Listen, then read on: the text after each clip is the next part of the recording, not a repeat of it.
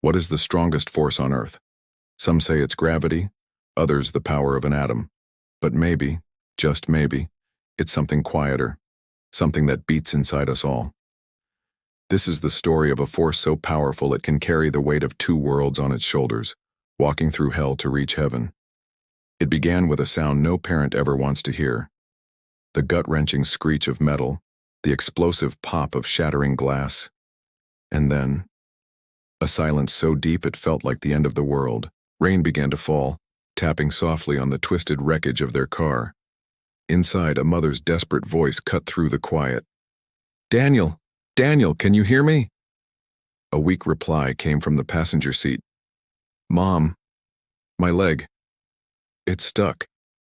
In that one horrifying moment, a peaceful drive through the mountains had become a nightmare. The mother, fighting through tears and terror, crawled towards her son. "Hold on, baby. Don't move. I'm coming." Fate had turned the wheel, and their world had been torn apart. With trembling hands and superhuman strength, she pulled Daniel from the wreckage. The mangled car smoked faintly behind them, a ghost in the misty forest. Daniel tried to stand, but his leg buckled beneath him. "Mom, I can't stand." Looking around at the endless sea of trees with no road, no signal, no sign of civilization, despair began to creep in. But it's too far. We're in the middle of nowhere. But his mother's eyes held a fire that no rain could extinguish. She looked at her son, then at the daunting wilderness, and made a decision. "It's okay, sweetheart. I'll carry you." With a resolve that defied logic, she declared, "Then I'll walk until there's somewhere." There was no phone, no road, only a mother's will and her son's fragile breath. She hoisted Daniel onto her back, his small body a precious, painful weight. The forest immediately fought back. Sharp branches scraped her arms, drawing blood. Thick, cold mud swallowed her shoes with every agonizing step. Daniel, clinging to her, whispered, "Are we lost?" Even as her own heart hammered with fear, she kept her voice steady. "We're following the river. It leads to people." He shivered against her. "It's cold, Mom." She hugged him tighter. "I know, baby. Just close your eyes. Pretend I'm singing." Every step sank deeper into pain, her muscles screaming in protest. But with every beat of her heart, she heard a single powerful word pushing her onward, forward. As dusk settled, the forest transformed into a place of shadows and strange sounds. The hoot of an owl felt like a warning. Exhaustion was a heavy blanket, pulling her down. She trembled, not just from the cold, but from the sheer effort of staying upright. "Mom, please, just rest," Daniel pleaded. She shook her head, knowing the truth. "If I stop, I might never get up again." He could feel her pain, see the lines of exhaustion etched on her face. "You're hurt too." She dismissed her own injuries without a second thought. "That doesn't matter. You're the only thing that matters." The night was her enemy, a cold, dark void filled with uncertainty. But a mother's love doesn't rest when danger is near. It becomes a lighthouse in the storm. At dawn, a new terror emerged. Daniel was burning with fever. His breaths were shallow, his skin hot to the touch. The mother knelt by a rushing stream, her own body aching, and tore a piece of cloth from her shirt. She dipped it in the cool water and gently placed it on his forehead. Looking at his pale, half-conscious face, she whispered a desperate prayer to the sky. "Please, God, don't take him. Not him." Daniel's eyes fluttered open. "Mom, are you crying?" She quickly wiped her face, forcing a weak smile. "No, sweetheart. Just washing my face." A faint, knowing smile touched his lips. "You always say that when you're sad." She managed a small laugh, her voice thick with unshed tears. "Then I must be washing away a lot." Her heart was breaking quietly, but her feet never stopped moving. The sun climbed higher on the second day, bringing no relief, only a stark reminder of how long they'd been fighting. Her back was raw and bleeding where Daniel's weight had rubbed against it.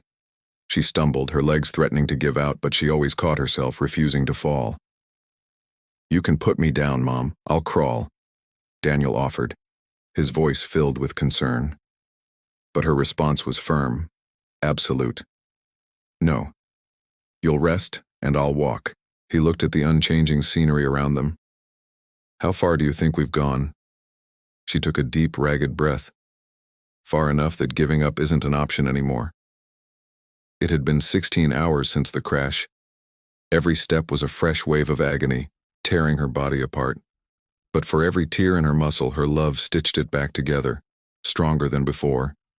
Just when it seemed things couldn't get worse, the sky opened up. Thunder cracked overhead like a whip, and cold, relentless rain began to pour. The ground turned to slick mud. She slipped, her feet sliding out from under her, and they both went down. For a moment she lay there, the mud and rain a cold shock.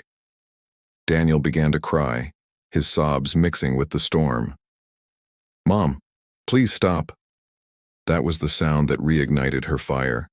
With a guttural yell, she forced herself back up, hoisting him onto her back once more. She screamed back at the storm, at the world, at him. "No, because if I stop now, we both die here." His sobs turned to pleas. "I don't want you to die." Her voice was a raw command. "Then don't let me. Stay awake, Daniel. Talk to me." The storm roared, but her voice roared louder, a mother's defiance against the very elements. Morning dawned again, painting the sky in soft hues of pink and orange. The rain had stopped. Her face was ashen, her steps slow and shuffling, more of a drag than a walk. But she was still moving. Daniel stirred on her back. "Mom." The birds are singing again. A faint, beautiful smile touched her chapped lips. "That means we're close." He needed to believe it. "You promise?" Her voice was a whisper, but it held the strength of an oath. "I never break a promise, not to you." He rested his head against her shoulder, his small voice filled with a universe of feeling. "I love you, Mom." She closed her eyes for a second, gathering her last reserves of strength. "I love you more. Always more." After nearly 40 kilometers, her body was an empty vessel. It had nothing left to give, except love. And that, it turned out, was enough. Then she heard it. A distant sound almost lost in the birdsong, barking. And then, voices. A surge of adrenaline she didn't know she had shot through her. She started running, stumbling, a desperate lurching gait. "What's happening?" Daniel asked weakly. Tears of relief streamed down her face, mixing with the dirt and blood. "People, Daniel, people, we made it!" she screamed, her voice a raw, broken thing. "Help! Please! Someone help us!" Figures emerged from the trees, their faces a blur of shock and disbelief. A rescuer ran to her side. "Oh my God, how far did you walk?" She could barely gasp the words. 40 kilometers. Maybe more. He looked from her broken body to the child on her back and said, "You saved his life." She shook her head, whispering the deepest truth of her journey. "He's the reason I'm still alive." As they lifted her into the rescue helicopter, the steady beat of her son's heart was a testament to the fact that hers had never, ever faltered. Years later, in a quiet park, a grown man named Daniel stands before a simple memorial stone. His mother's name is carved into it. He touches the cool stone gently, his voice soft. "You carried me when I couldn't walk. You gave me every breath you had. And now, every breath I take is because of you." He looks up at the sky, a silent conversation with the woman who gave him everything. "Thank you, Mom, for every step." She walked 40 kilometers through a living hell, but love made her footsteps holy. It's a powerful reminder that sometimes the greatest distance a person can ever travel is the one between fear and courage. Because a mother's love, truly, knows no distance. Thank you so much for watching. If this story moved you, please consider liking and subscribing for more incredible stories of human strength and love. We'll see you next time.